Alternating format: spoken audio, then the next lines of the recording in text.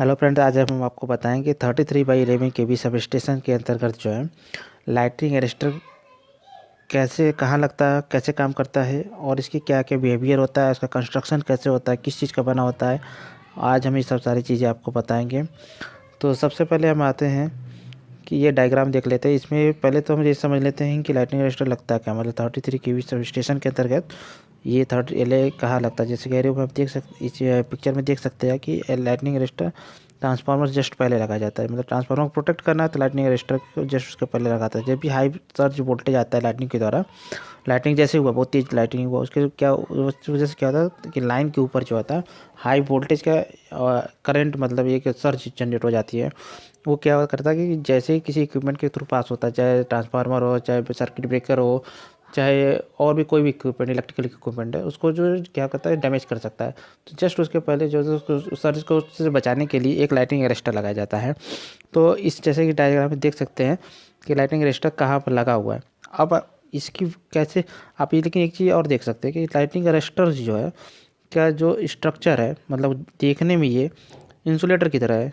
जैसे जैसे बगल वाले में देख सकते हैं सीटी के जस्ट ऊपर इंसुलेटर लगा है, और इधर जो लगा है ये लाइटनिंग अरेस्टर है। देखने में दोनों समान एक ही तरह होता है, लेकिन इसके बिहेवियर में बहुत अंतर होता है। क्या होता है कि लाइटनिंग अरेस्टर जो होता है ये नॉर्मल वोल्टेज पे जो है, मतलब जैसे 36 केवी की लाइन उसके ऊपर से गई है, लाइटनिंग अरेस्टर के ऊपर से ये लाइन जो गई है ऊपर, देख सकते हैं एरो जहाँ पे है, तो वो एज ए इंसुलेटर की तरह काम करेगा नॉर्मल वोल्टेज पे। लेकिन जैसे ही सर्ज वोल्टेज आता है तो वो चीज़ जो है एज ए कंडक्टर की तरह काम करता है। मतलब इसको जो रेजिस्टेंस होता है बहुत कम हो जाती है हाई वोल्टेज जो सर्ज की जैसे ही आता है।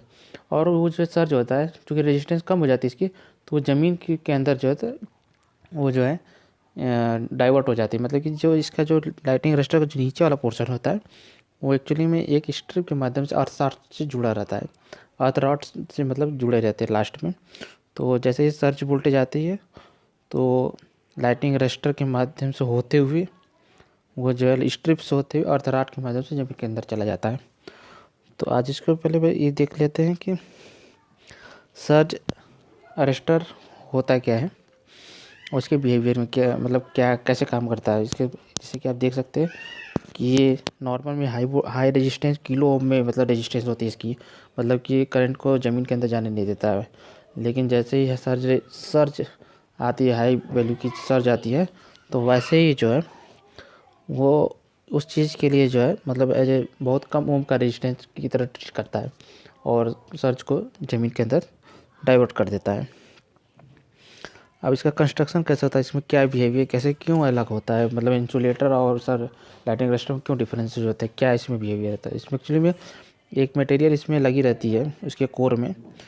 बाहर तो पोर्शनल नहीं लगता जैसे इंसुलेटर में लगा रहता है, लेकिन जो है अंदर इसके कोर में एक जिंक ऑक्साइड की एक मटेरियल लगी रहती है जो इस चीज़ के लिए स्पेशलाइज्ड होता है। मतलब कि नॉर्मल वोल्टेज के लिए एज ए जो है रेजिस्टेंस की तरह काम करेगा, हाई रेजिस्टेंस की तरह काम करेगा। लेकिन नॉर्मल जैसे सर्ज वोल्टेज का कोई भी वेव आता है तो उसके लिए जो है ये 0 ओम का जो है कंडक्टर की तरह ट्रीट करने लगता है और उस सर्ज को ज़मीन के अंदर जो है डाइवर्ट कर देता है। ये स्ट्रक्चर आप देख सकते हैं, बाहर की तरफ पोर्सलिन की चीज़ है, जो बगल में जो रॉड है ये एक्चुअली में जिंक ऑक्साइड के एरे हैं। वो जो इसके अंदर जो होता है, जो बाहर के पोर्सलिन वाले पोर्शन है उसके अंदर फिट रहता है और इस बिहेवियर के लिए बना रहता है। और जो नीचे का जिसको जो पार्ट होता है, ऊपर तो कंडक्टर इसके ऊपर से जाता है और नीचे वाले पोर्शन से जो है इसका एल्युमिनियम स्ट्रिप के माध्यम से अर्थ रॉड से जुड़ा रहता है। ये एक और डायग्राम हम देख सकते हैं। इसका ऊपर का जो पोर्शन है ये इसकी स्ट्रक्चर को शो करता है, और नीचे जो होता है ये जो ग्राफ दिखाया गया है इसमें आप देख सकते हैं कि नॉर्मल वोल्टेज पे जो है वो करंट का पास नहीं होने देता है, मतलब जीरो करंट रहता है। लेकिन जैसे ही हाई वोल्टेज हो जाती है, मतलब सर्ज की वजह से हाई वोल्टेज आता है, तुरंत ही जो है 0 ओम का वो मतलब रेजिस्टेंस हो जाता है। इस डायग्राम में जो येलो पार्ट है वो जिंक ऑक्साइड है, जिसके जो एक्चुअल में रोल प्ले करता है। और नीचे जो लाइन जो ये डायग्राम दिखाया गया है, एक्चुअली वो ग्राफ है।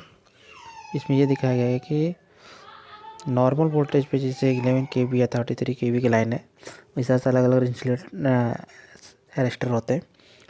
तो इसमें जैसे 11 kV के लिए दिखाया गया है कि जब नॉर्मल वोल्टेज है 15 kV है, तो इसमें से कोई करंट फ्लो नहीं हो रहा, मतलब जीरो करंट है। जैसे 75 kV का जो है प्रोटेक्शन लेवल है, जैसे मतलब वोल्टेज बढ़ जाता है, सर्च की वजह से वोल्टेज बढ़ गया, तो इसमें से हैवी करंट मतलब कि फ्लो हो गया, मतलब करंट देखिए जीरो से सीधे हाई वैल्यू की तरफ बढ़ गया, मतलब कि ये इसकी रेजिस्टेंस कम हो गई और करंट ज़्यादा से ज़्यादा फ्लो कर गया।